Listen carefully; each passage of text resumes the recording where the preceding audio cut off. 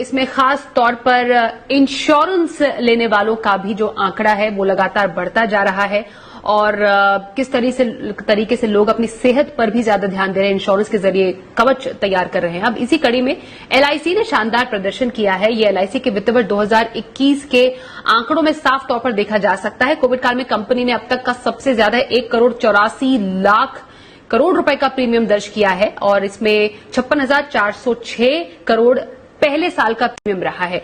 ज्यादा जानकारी के लिए हमारे साथ जुड़ रहे हैं अनुराग शाह। अनुराग, कोरोना काल में एलआईसी का शानदार प्रदर्शन, क्या कहते हैं और आंकड़े? एलआईसी की तरफ से कोरोना काल के अंदर रिकॉर्ड प्रदर्शन किया गया है और जो आंकड़े आए हैं वो अब तक के हाईएस्ट रहे हैं। कुल जो नया प्रीमियम है वो 1.84 लाख करोड़ दर्ज किया गया है, जिसमें न्यू बिजनेस प्रीमियम जो है वो 56,400 करोड़ यानी फर्स्ट ईयर का जो प्रीमियम है वो 56,400 करोड़ रहा है। इसके साथ ही पूरे साल में 2,10,00,000 नई पॉलिसीज जो है एलआईसी के द्वारा जारी की गई है, जिसमें मार्च के अंदर ही 46 लाख पॉलिसी जारी की गई है और पिछले साल मार्च की तुलना में 300% की जो है ग्रोथ देखने को मिली। हालांकि पिछले साल मार्च के अंदर लॉकडाउन लग गया था और जो बिजनेस होता है क्लोजिंग के अंदर वो एलआईसी का आखिरी के जो 10-12 दिन होते हैं उसमें काफी जबरदस्त बिजनेस होता है। तो लॉकडाउन की वजह से, बेस इफेक्ट की वजह से इस बार 300% की ग्रोथ देखने को मिली है।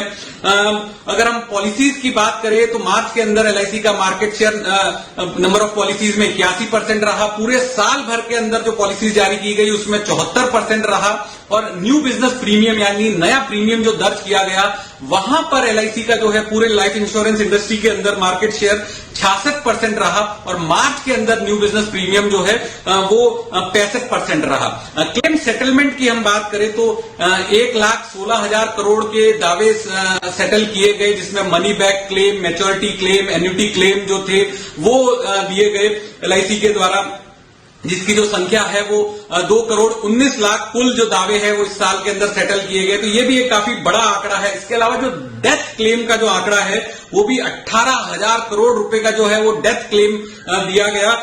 9,59,000 लोगों का जो है क्लेम पूरे साल भर में डेथ क्लेम का सेटल किया गया।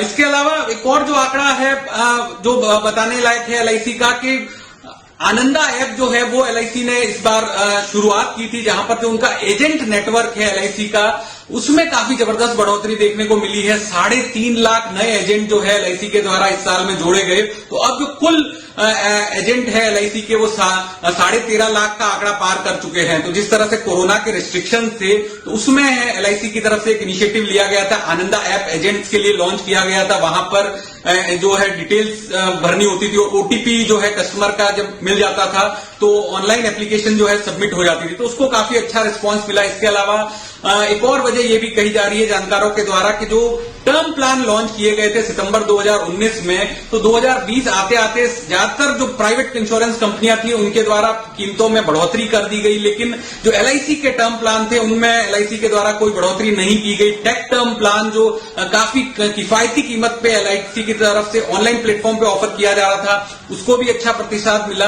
तो इन सब तमाम वजह से जो एलआईसी ने रिकॉर्ड प्रीमियम दर्ज किया है। इसके साथ साथ जो कस्टमर इंटरेक्शन था, जहां पर डिजिटल इनिशिएटिव्स पे काफी फोकस किया गया।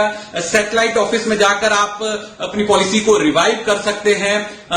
किसी भी सैटेलाइट ऑफिस में जाके अगर किसी भी आपकी ब्रांच की पॉलिसी है, तो ये सारे कंज्यूमर इनिशिएटिव जो थे वो कंपनी के द्वारा लिए गए कोरोना काल में, जिसका अच्छा रिजल्ट दिखा। और जो आईपीओ की तैयारी कर रहा है एलआईसी, तो उससे पहले एक काफी अच्छे फिगर है न्यू बिजनेस प्रीमियम के तौर पे भी और ओवरऑल प्रीमियम के तौर पे भी जो एलआईसी की तरफ से दर्ज किए गए हैं। चलिए इसी के साथ वक्त एक छोटे